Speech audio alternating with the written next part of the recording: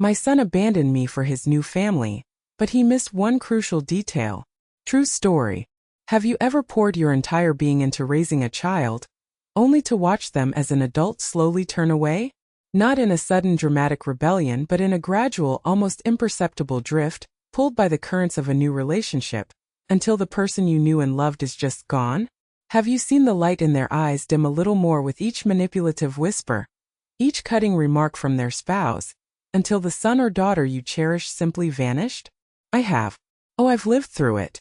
I've felt the icy grip of betrayal, not just from my daughter-in-law Xylia, but from my very own son Kale through his agonizing silence.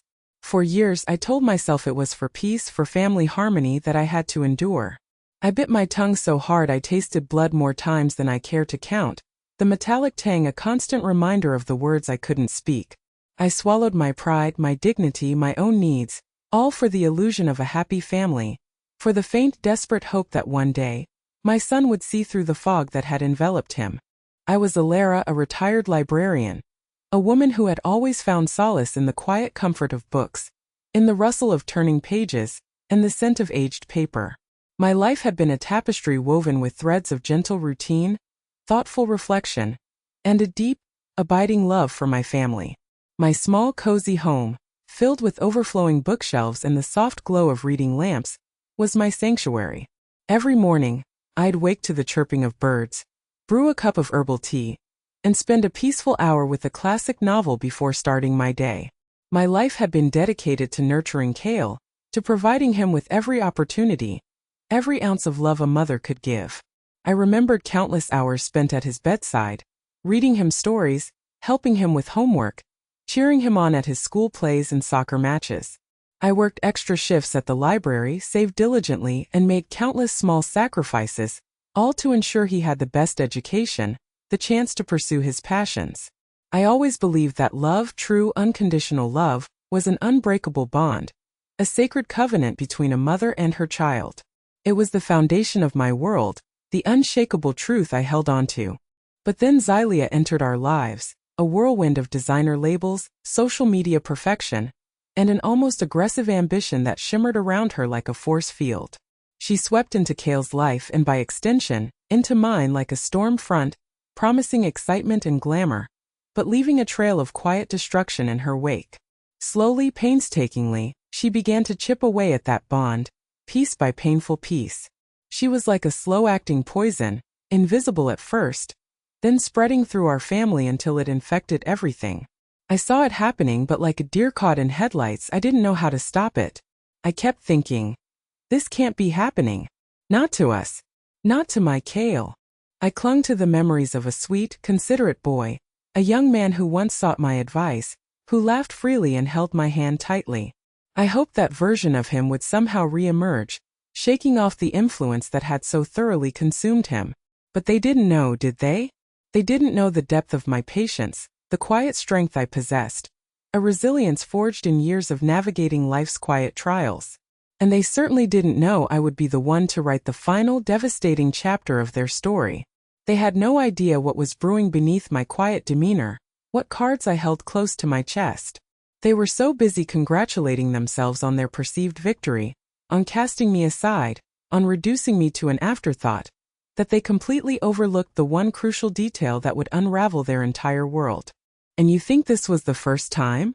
Oh, if only. If only that disinvitation was an anomaly, a rare misstep. No, my dear, that was merely the culmination of years, over a decade of subtle digs, overt insults, and a slow, insidious erosion of my place in my own son's life.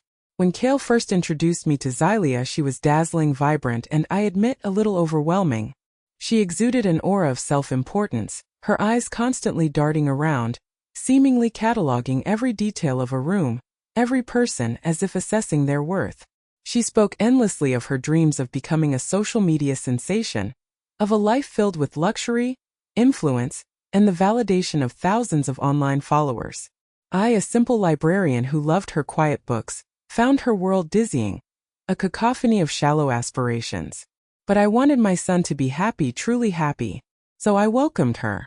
I tried to connect, to understand her modern sensibilities, her obsession with aesthetics, and personal branding. I asked about her passions, her plans, genuinely trying to find common ground, no matter how distant. But from the beginning, there was a subtle undercurrent of disdain in her eyes, a flicker of impatience whenever I spoke, as if my quiet wisdom bored her. It started small. Little comments about my old-fashioned clothes, my comfortable cardigans and sensible shoes, chosen for warmth and practicality rather than trends. "Oh, Ilara, that print is so last decade," she'd remark, her perfectly made-up face contorting into a look of polite pity. Then came the observations about my drab home decor, my beloved antique furniture and shelves crammed with books instead of minimalist art. "Don't you think it's a bit cluttered, Ilara? Kale and I are going for a much cleaner, more aspirational look in our place. And of course my quaint hobbies. Oh, Ilara, you still read paper books? How archaic. Don't you know about audiobooks?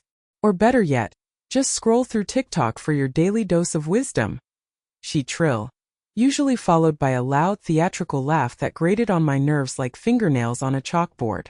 Kale would shift uncomfortably, his eyes darting between us, a weak, placating smile on his face, never quite meeting my gaze. He never defended me, never gently reminded her of my quiet joys. He just allowed it. Then came the financial demands. Xylia, with her ever-changing array of designer bags, her endless stream of new gadgets, and her insistence on curating the perfect wardrobe, always seemed to be short of cash, despite her burgeoning online presence. She saw me not as a mother-in-law, a woman who had given her son everything, but as a potential ATM, a convenient source of funds to fuel her insatiable appetite for the next shiny thing. "Ilara, Kale needs a new car. And we're a little tight this month after my last brand collaboration fell through. Could you possibly lend us a few thousand? It's just until my next big brand deal, promise. This one's going to be huge." Or, "Ilara, we simply must attend this influencer summit in Paris. It's crucial for networking, but flights are astronomical. Could you help us out?" Think of it as an investment in Kale's future. It was never a loan, of course. It was an expectation, a demand masked as a polite request, often accompanied by a subtle implication of guilt, as if I owed them this. And Kale, my Kale, would just stand there looking uncomfortable, his shoulders hunched, but never saying no, never pushing back. He'd just nod, a silent enabler to her blatant exploitation. My pension, my small savings from years of frugal living and careful planning, slowly dwindled, siphoned off by their lavish lifestyle, by her relentless pursuit of superficial status. Each withdrawal felt like a tiny piece of my future being chipped away, but I rationalized it, telling myself it was for Kale, for his happiness, even as a cold dread settled in my stomach. Then came the belittling, a constant, insidious drip that eroded my self-worth. Xylia's favorite pastime seemed to be making me feel like a second-class citizen in my own family, in my own home. When she and Kale visited, which became less and less frequent, she'd treat me like a maid or worse, an incompetent servant. "Ilara, could you get me another coffee? And make sure it's extra hot this time, you always let it cool. And a fresh lemon slice, please." Or, "Ilara, did you wipe down the counters? They look a bit streaky. We're used to a certain standard, you know." She'd make these comments in front of Kale, in front of other relatives if they were present, my sister, my cousins. Always with that saccharine smile that never quite reached her eyes, a smile that promised sweetness but delivered venom.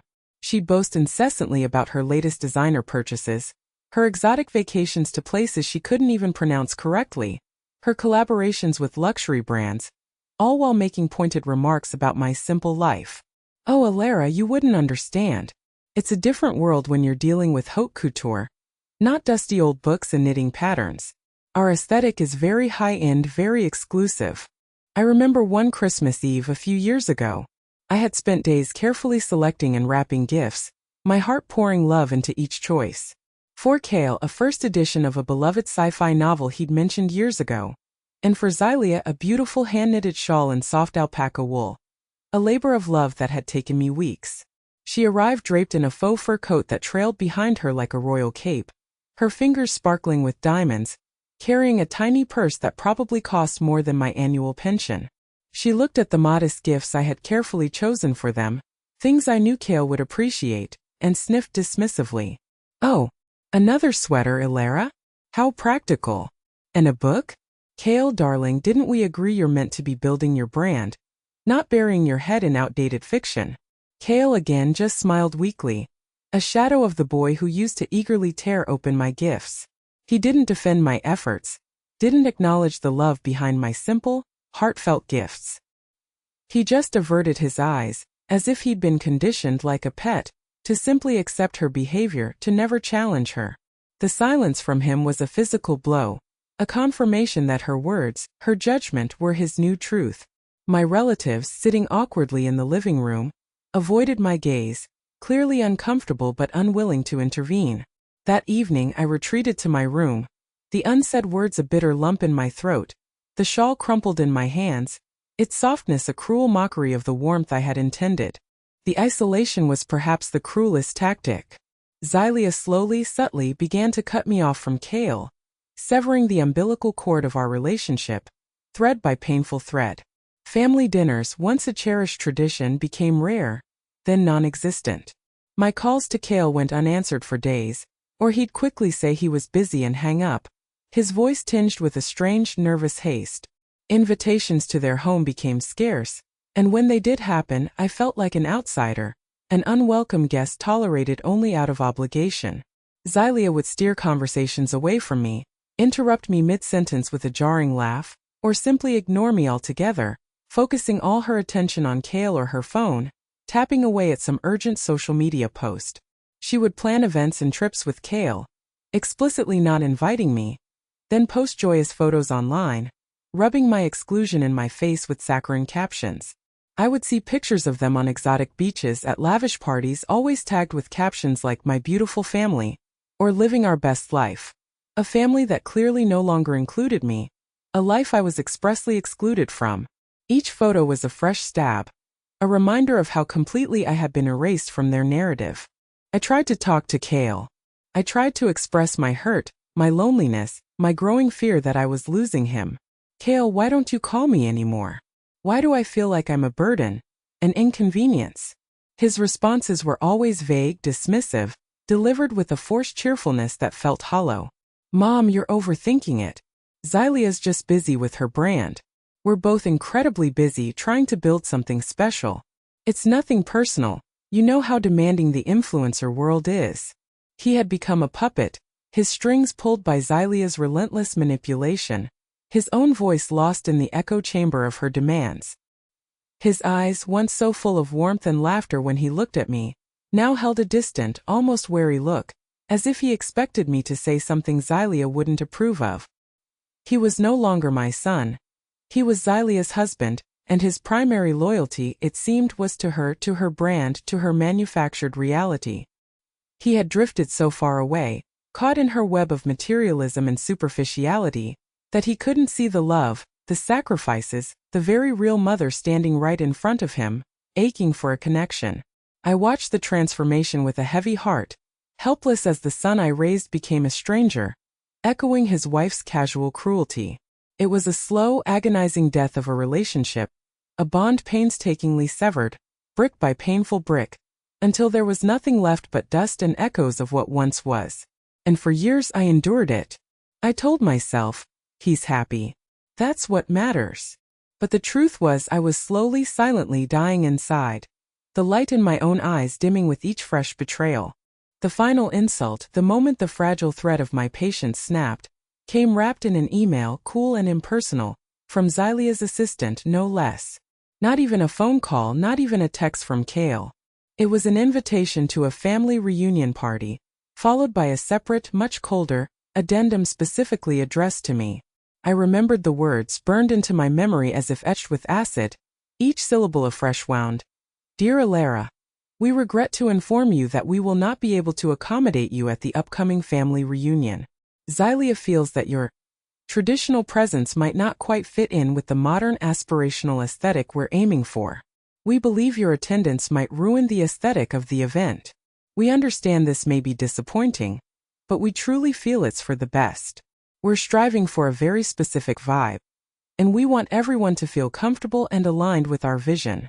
My hands trembled violently as I read it, not just from a searing anger, but from a deep, profound hurt that resonated in the very core of my being, vibrating through my bones, ruining the aesthetic. That's what I was to them now. An old, outdated relic, a flaw in their carefully curated social media masterpiece, an embarrassing anachronism. This wasn't just about a party. It was a public declaration, a deliberate shaming carefully crafted to make me feel small, unwanted, and utterly insignificant. I pictured Xylia, her perfectly manicured fingers probably tapping away at her phone, a smirk playing on her lips, laughing as she dictated those cruel words, imagining me withered and broken, weeping in my quiet home. But the real dagger, the one that twisted in my heart, the one that made me gasp for breath, was the deafening silence from my son Kale. He knew. He must have known about that email. He knew how I would feel. Yet he said nothing. He didn't call. He didn't text. He didn't stand up for me, his own mother, the woman who had given him everything. Not a single word of protest, not a whisper of defense, no attempt to soften the blow. Just silence. A silence that spoke volumes, confirming his complicity, his surrender to Xylia's every whim, every cruel dictate. It was the latest and most painful, in a long line of silences that had slowly eroded my spirit, leaving behind a hollow ache. Just weeks before, Kale had approached me, looking desperate, his usual placating smile gone, replaced by genuine worry lines. He talked in hushed, anxious tones about a business venture that was on the verge of collapsing, a major investment he and Xylia had made that was failing disastrously. He needed a significant loan, a sum that would have depleted a good portion of my savings, the money I had set aside for my modest retirement. I, being his mother, my heart aching for his distress, immediately offered to help, my maternal instincts overriding all the years of hurt. Of course, Kale. Let me see what I can do. I have some savings, I can help you bridge the gap. But Xylia, ever present, ever controlling, had scoffed, her voice dripping with disdain. Oh, Alara, what could you possibly lend us? Your pension? Your little nest egg for knitting supplies? We need serious capital, hundreds of thousands, not pocket change from a retired librarian. This is a real business, not a book club. She had dismissed my genuine, heartfelt offer of support with a casual wave of her perfectly manicured hand, a dismissive sneer on her perfectly made-up face. Kale again said nothing. He just looked down at his shoes, shuffling his feet, allowing her to belittle my generosity, my willingness to sacrifice for him, even after everything. That moment, when my selfless offer was spat upon, was a harsh precursor to this final humiliation, a clear sign of their contempt. The party disinvitation wasn't just an event. It was the symbolic severing of a tie, a public excommunication, a final brutal declaration of my irrelevance. It was Xylia's way of saying, you are no longer part of this family, this life we've built, this image we project. And Kale's silence confirmed it, cementing my status as an outcast. In that moment, staring at the cruel words on the screen, something inside me shifted. The quiet, patient Alara, who had always prioritized family peace, who had always sought to understand and forgive, died a little. And in her place, a new resolve began to harden. A resolve born of pain, yes, of the deepest, most agonizing pain I had ever known, but also of a fierce protective instinct for myself, for the dignity I had allowed them to strip away, piece by painful piece. This was it. The final straw. They had pushed me too far. But they didn't know about the final secret my late husband left me, did they? They were so consumed by their own shallow world, by their designer brands and social media metrics, by the endless quest for public validation, that they never bothered to look beneath the surface. They saw an old woman with a modest pension, living in a quiet house filled with books, a relic from a bygone era, easily dismissed, easily exploited. What they didn't know was that my beloved Arthur, my husband, a man of quiet foresight, immense love, and an uncanny knack for anticipating market trends, had left me more than just memories. He had left me a legacy that would utterly transform my life, and theirs. Years ago, long before he passed, Arthur, with his characteristic quiet confidence, had acquired a sprawling historical property on the then obscure outskirts of the city. It was a beautiful but somewhat neglected estate with an old charming house, surrounded by acres of undeveloped land. At the time, it was considered a rather obscure investment, tucked away from the main hustle and bustle, a place most people overlooked, seeing only overgrown fields and forgotten paths. Arthur had simply said, his eyes twinkling, "Ilara, this is for our future, for your security. Hold on to it, manage it well. It may not seem like much now, but trust me, it has potential." He always had a knack for seeing potential where others saw only dormant possibility. After Arthur passed, I quietly, diligently managed that property, just as he had asked. It became my silent responsibility, a tangible piece of his enduring love. I consulted with trusted lawyers, with discreet property managers who understood the need for privacy. I handled the taxes, the minor repairs, the occasional tenant in the old house who appreciated its rustic charm.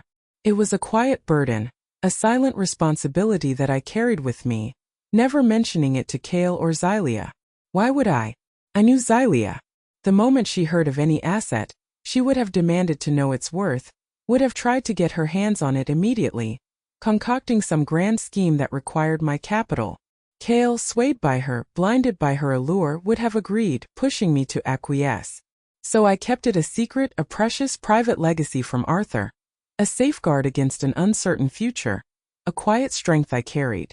And then the city began to grow. Rapidly. The quiet outskirts where Arthur's property lay became the new frontier for development. Major corporations, tech giants, and luxury housing developers started buying up land at an astonishing pace, transforming the landscape from sleepy farmland into a bustling hub of opportunity. The value of my inherited property, once a modest asset, began to skyrocket, growing exponentially with each passing month. I watched silently as the land around it was snatched up for exorbitant prices, the headlines screaming about record-breaking real estate deals. And then the offers started coming in. Small at first, polite inquiries, then larger, increasingly persistent proposals, each one more tempting than the last. I consulted with a trusted solicitor, Ms. Davies, a kind, sharp woman who understood my need for discretion and my desire to honor Arthur's legacy. She advised me, guided me through the complex world of property sales, ensuring every step was carefully considered and legally sound. The astronomical offer that finally landed on my desk, just days before that cruel disinvitation email, was from a major developer, an offer so grand it took my breath away. It was more money than I could have ever dreamed of, a sum that guaranteed not just my future, but the financial security of generations to come if I chose. It would allow me to live in comfort, to travel to all the places I'd only ever read about in my books, to pursue my quiet passions without a single financial worry ever again. I was still reeling from the shock and immense relief of that offer when Xylia's email arrived. And suddenly, with a chilling clarity, the pieces clicked into place. I remembered Cale, just a few weeks prior, talking about Xylia's grandiose plans for an influencer retreat.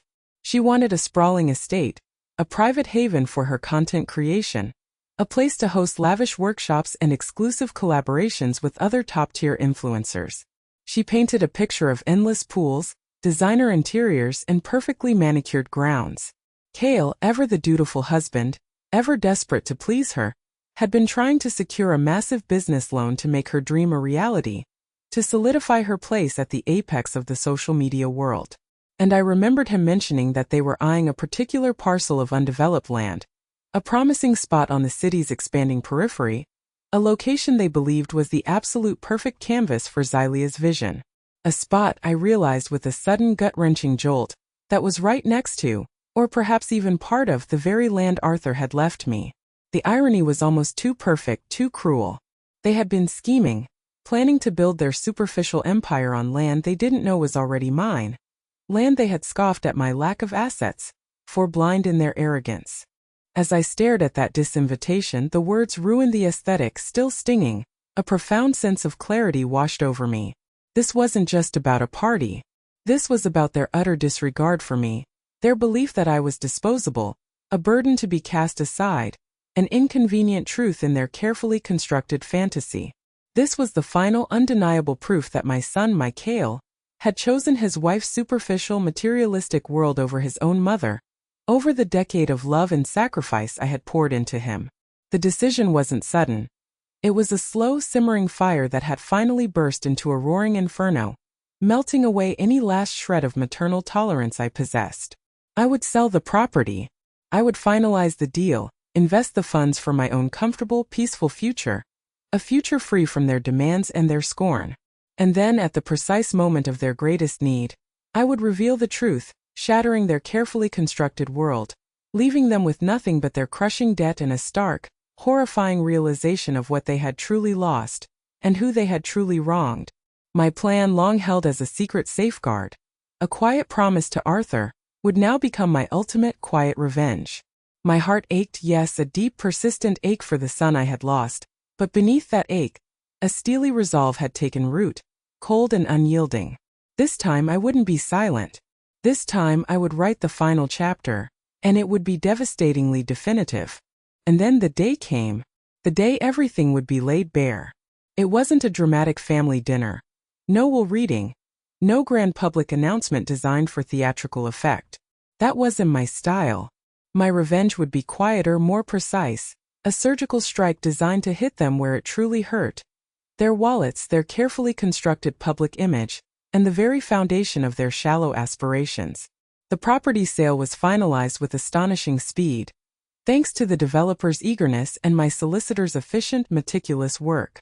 The astronomical sum was securely in my accounts, diversified and invested as per my financial advisor's recommendations, guaranteeing a future of serene independence. I was financially independent, more secure than I had ever been in my life, free from any future need to rely on anyone, especially them. And they knew nothing. They were still wrapped up in their own self-importance, their elaborate plans for the influencer retreat, oblivious to the impending earthquake about to shatter their world. Cale had called me a few times in the weeks following the disinvitation, but his calls were strained, his voice tinged with a desperation that was clearly driven by Xylia's incessant nagging for the loan he needed. "Mom, about that business loan. We really need it now. Xylia found the perfect land for her retreat, and we need to put down a deposit soon, or we'll lose it. You said you'd help, right? You promised." His voice held a note of desperation, yes, but also of entitlement, as if my help was an obligation, a birthright, rather than a generous offer I had made out of love, an offer they had scorned. This was my moment. The phone felt heavy in my hand, but my voice was steady. "Cale," I said, my voice calm, almost detached, devoid of the emotion that raged within me, "I am afraid I won't be able to help you with that loan." There was a pause, a stunned, disbelieving silence on his end, so profound I could almost hear his breath catch. Then Xylia's voice, shrill and indignant, pierced through the phone sharper than any knife. "What? Alara, what are you talking about? You promised. Cale said you had money set aside. This is crucial for our brand, for our future." Her voice was laced with a venomous entitlement, a sense of outrage that I, a mere librarian, dared to defy her. I took a deep, fortifying breath, a quiet satisfaction beginning to unfurl within me. "No, Xylia. I offered to help Cale, but that offer was made when I believed it would truly assist him, not fund your extravagant follies on land you couldn't afford, on dreams built on borrowed money and superficiality." I heard Xylia scoff loudly, a sound of pure contempt. "What do you know about land, Alara? You live in a dusty old house filled with musty books. We're talking about prime real estate for a luxury retreat, a place that will redefine the influencer landscape." This was my cue. The trap was sprung. "Oh, I know quite a lot about that particular piece of land, Xylia. In fact, I know it intimately."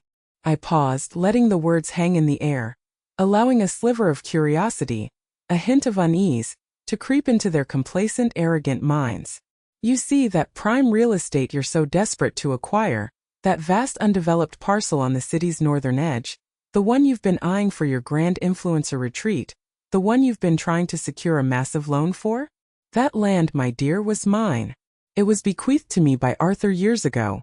A quiet legacy I nurtured and protected. I let that sink in, the full weight of the revelation. And as of last week, it's no longer for sale to you or anyone else. It's already been sold to a major developer for a rather substantial sum, a sum that has secured my own future, quite comfortably." The silence on the other end of the line was deafening, a vacuum of shock and disbelief.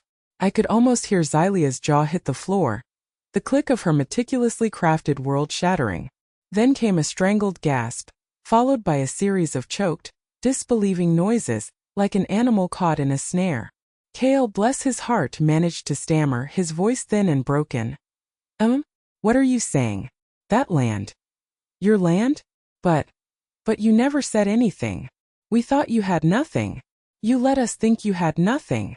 My voice remained steady, devoid of emotion, a calm, unyielding force. Precisely, Cale. You thought. You made assumptions. You dismissed me, ridiculed my lack of assets, my quaint life, all while I held the very key to your ambitious plans, to Xylia's grandiose dreams. I let the weight of that truth sink in, letting it crush them. The land they needed for Cale's desperately sought loan, the land for Xylia's dream retreat, the cornerstone of their future, was not only gone, but it had been owned by the very woman they had just disinvited for ruining the aesthetic. The full, crushing weight of their miscalculation, their greed, their arrogance, their utter blindness, must have hit them like a tidal wave, pulling them under. Xylia's reaction was a mixture of sputtering rage and incredulous disbelief, her carefully constructed influencer persona crumbling away to reveal a raw, ugly core. You old witch. You kept this from us. You let us plan. You ruined everything. Our entire future. I knew you were always jealous. Her voice was raw, stripped of its usual polished artifice, a screech of pure, unadulterated fury. And Cale? I could hear his ragged breathing, his quiet despair, a choked sob escaping his lips. There was no anger from him, just a profound, gut-wrenching realization of what he had truly lost, not just the land, not just his financial stability, but the mother he had so carelessly discarded, the love he had so readily abandoned. The regret, I imagined, was a bitter metallic taste in his mouth, far worse than any blood I had ever tasted from biting my tongue. My secret trump card had been played, not with a bang, not with a dramatic flourish, but with the quiet, devastating finality of a perfectly placed chess move, leaving them in checkmate. So where is my daughter-in-law who called me the maid now, you ask? And my son, who stood silently by as she tore me down, brick by painful brick? Well, their perfectly curated world, built on flimsy foundations of superficiality, assumed wealth, and a contemptuous disregard for others, crumbled, didn't it? The astronomical offer I received for the property wasn't just substantial, it was life-changing for me, a liberation I had only dreamed of, and utterly devastating for them. Without that land for their influencer retreat, Cale couldn't secure the massive business loan he needed. His venture, already precarious, collapsed, leaving him burdened with debt he couldn't possibly repay. The bank, seeing their primary collateral vanish, pulled out, leaving him in a financial nightmare of his own making. Xylia's grand plans for her luxury empire evaporated into thin air. The dream of the influencer retreat became a cruel joke, a public embarrassment she couldn't spin away, no matter how many carefully worded apologies or vague explanations she posted. Her followers, who thrived on her image of effortless success, began to ask pointed questions when her lavish spending suddenly halted, when the endless stream of designer hauls and exotic travel photos ceased.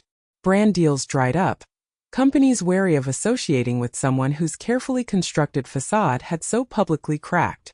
The carefully constructed image of her public persona shattered, revealing the raw, desperate reality beneath. She tried to blame me, of course, posting veiled accusations online, painting herself as a victim of a jealous, manipulative relative.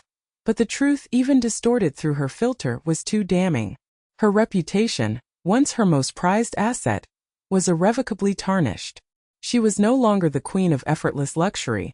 She was just another struggling influencer, clinging to relevancy by a thread, her once glowing engagement numbers plummeting. Cale's downfall was quieter, more tragic, steeped in a profound sense of loss. The man who had been so eager to please his wife, to follow her every command, to enable her every cruelty, found himself trapped in a financial nightmare of debt and broken dreams. His business was gone, his credit ruined, and the endless stream of designer goods Xylia demanded had stopped abruptly. The weight of his choices, his years of silence, his abandonment of me, his own mother, must have finally settled on his shoulders, an unbearable burden. I heard through the grapevine from a cousin who still occasionally speaks to a distant relative of Xylia's that their marriage became strained, then fractured irrevocably. Xylia, who had always valued appearances and material possessions above all else, couldn't tolerate the reality of Cale's financial ruin, his inability to maintain her lifestyle, his tarnished status. The last I heard, she had moved back to her parents' sprawling suburban home, still trying desperately to salvage her online image, but without the spark, without the funds, and without the dream project that was supposed to catapult her to true, lasting stardom. Cale, I believe, is still struggling to pick up the pieces, facing the bitter consequences of his complicity, his silence, and the profound, irreplaceable loss of the love he so carelessly discarded. He has only himself to blame. As for me, I found a peace I hadn't known in years, a profound serenity that settled over my quiet life like a gentle blanket. My home, once shadowed by their demands and disrespect, is now bathed in the warm light of security and self-respect. I travel, exploring the world with the same quiet curiosity I once brought to my books. I volunteer at the local library, sharing my love for stories with a new generation, finding genuine connection and gratitude in their eager faces. I spend my days doing what I love, pursuing my quiet passions without a single financial worry, without a single pang of guilt or obligation. I've reclaimed my power, my dignity, and my peace of mind. The financial freedom Arthur left me, and that I quietly nurtured, has ensured that I will never again be someone's pawn, someone's ATM, or someone to be discarded like an inconvenient relic. I am simply Alara, living a life of my own making, finally free. The lesson they learned, the one I hope others can learn without such painful consequences, is this: never underestimate the quiet ones. Never mistake patience for weakness. Never assume that a gentle demeanor means a lack of resolve or inner strength.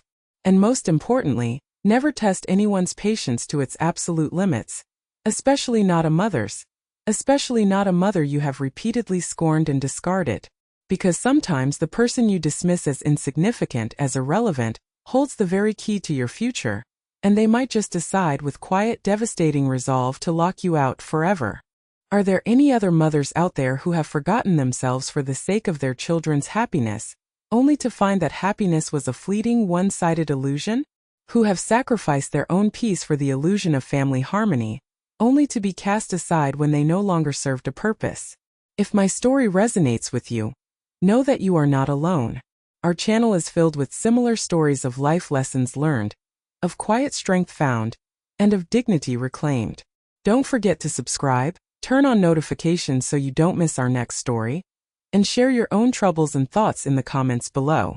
Your experiences are valuable, and together we can learn and heal.